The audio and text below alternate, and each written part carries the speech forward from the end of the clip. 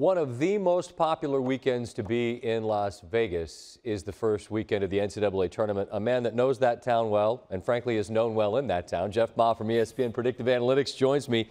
And Jeff, even a casual observer of this tournament is familiar with the 5-12. We know that has been a common place where we've seen upsets. I know there's a 12 that you like. Tell me who it is and why.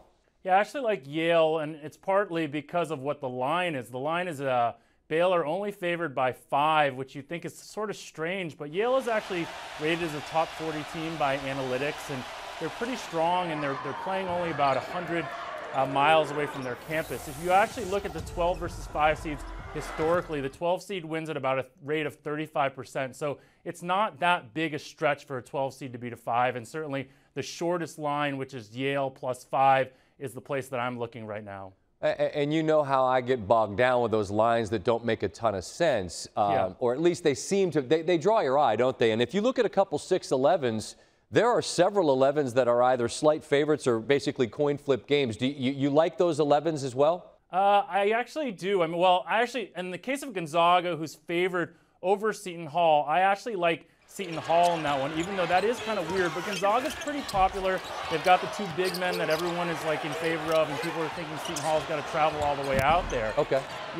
Yeah, so that's one of them. The other one that I actually really like, the 11 seed, is Wichita.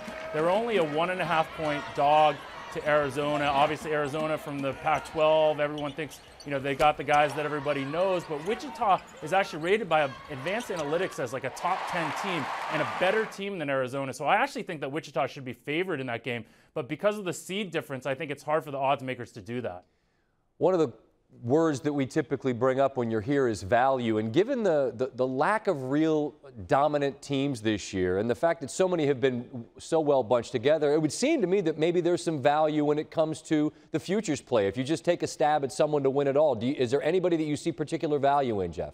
Well, yeah, the narrative is that this is wide open this year, and when the futures came out, I was actually really surprised because their top 3, so Kansas, UNC, Michigan State, were all bunched up at about 5-1.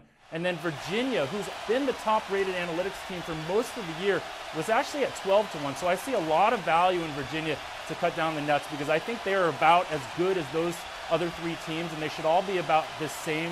And the fact that you're getting 12-1 versus 5-1, I like the Cavaliers in that. Just for the value, I think at 12-1, it's a good shot. So if we take the brain out of the equation, we take the analytics out of the equation. I just asked Jeff Ma, the guy that enjoys the tournament and roots for a team. You'll be cheering for who? I'll be cheering for Virginia. I like the way they play. I like their style. I think one of the reasons that they're undervalued is because they don't score a lot of points and they do it by defense, which we all know isn't sexy, and sexy doesn't actually bring the bettors to the table. So hopefully they'll cash in that 12-1 ticket. Jeff, appreciate the time as always. Enjoy the tournament. I look forward for a reason to bother you again sometime soon, hopefully. Thanks. Okay. Thanks, Scott.